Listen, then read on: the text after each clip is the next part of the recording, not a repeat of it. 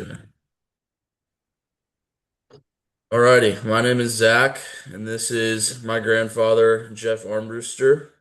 Just want to say thank you for your time, hopping on this interview for me. Really appreciate it. And so he was telling me that his last two jobs that he's had was a private consultant. Do you want to go into some detail about that real quick? Sure. Thanks, Zach. Appreciate the opportunity to talk with you. My The last job that I had before I retired was a private consultant, working with primarily government agencies and private consulting firms. I'm sorry, and private engineering consulting firms and research organizations, doing consulting related to high performance teamwork and also with very senior people doing executive coaching, one-on-one executive coaching. Nice, nice. And then his other job he was telling me about was a senior policy advisor for workforce planning in a research agency for the federal government. Government. Do you want to go into more detail about that as well? Where the agency that I retired from is called the U.S. Geological Survey. We are the federal government's Earth Science Research Organization. I spent 37 and a half years of my life working for that agency, starting at the very bottom, ending up at the executive level on the director's senior policy advisory team. And in that position, I had response.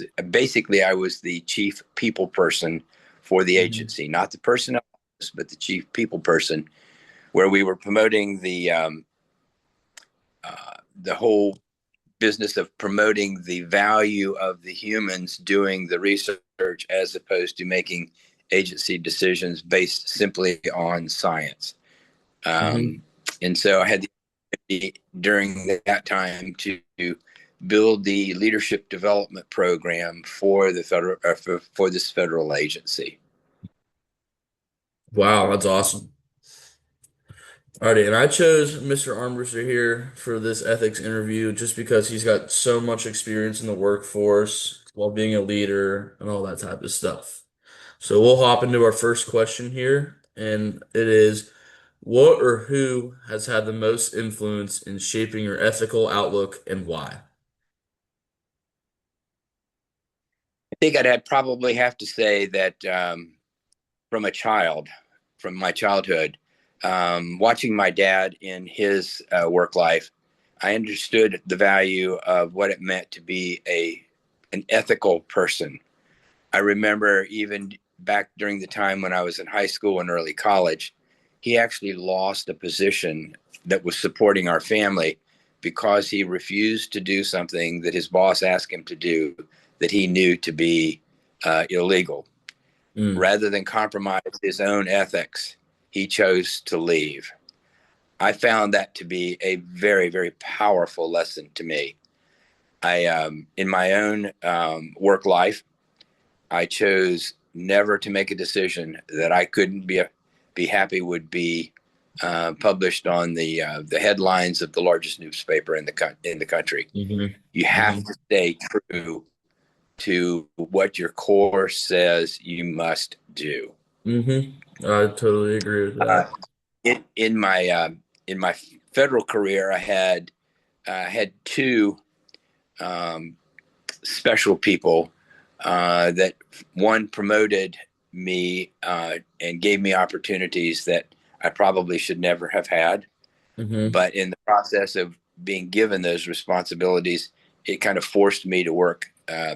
Sometimes the expression is I was fighting above my weight, giving me opportunities that didn't make sense at the time, but turned out to challenge me to the point that I did my best work. And in the Hmm. process, all that had to be done with a remarkable um, level of ethics. Otherwise, none of that would have played out. Right, right.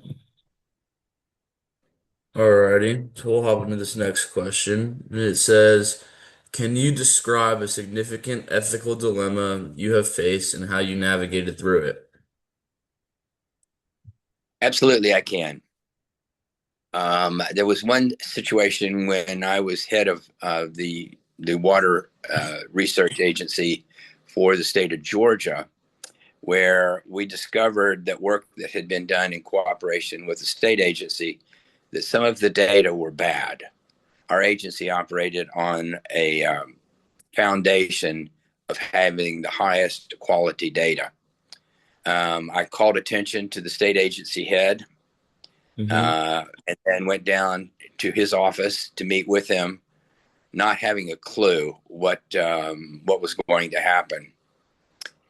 And I told him exactly what we had found, and it was interesting because of the ethical upfront presentation to him. The two of us sat there, and inside of less than a half an hour, decided what needed to be done. We decided that we were going to share the cost of repairing the data damage, Mm-hmm. and shook and went on. Had that interaction gone south, it would have been extraordinarily harmful to our agency's reputation in the state of Georgia. Right. But because I chose to put the ethics on the high end, and my state Mm-hmm. counterpart did the same, there was remarkable success, and it actually strengthened our relationship instead. Awesome. Awesome.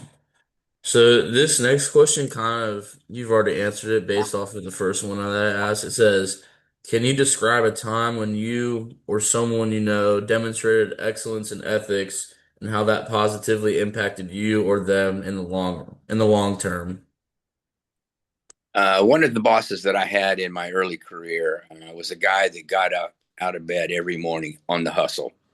He Mm-hmm. um, he never ever did not hustle. As a young professional, I watched him and realized that that is exactly who I wanted to model my behavior after. Mm-hmm. And because of his high ethical standards, I also observed that as well and knew that that's exactly what I wanted to have folks be able to say about me. Mm-hmm. And I was just very, very fortunate to have been working with uh, people that just simply always took the high road. Mm-hmm. Gotcha. Alrighty. And for this last question we have here, it says, what do you see as the greatest professional ethics challenge in business today, and how can emerging professionals prepare to deal with it? I think, from my perspective, I believe that there is a far too much looking out for oneself as opposed to looking out for others. Right. I Uh, totally agree. yeah. And as a result, when people are only looking out for their own benefit, Mm-hmm. decisions are made based on selfishness.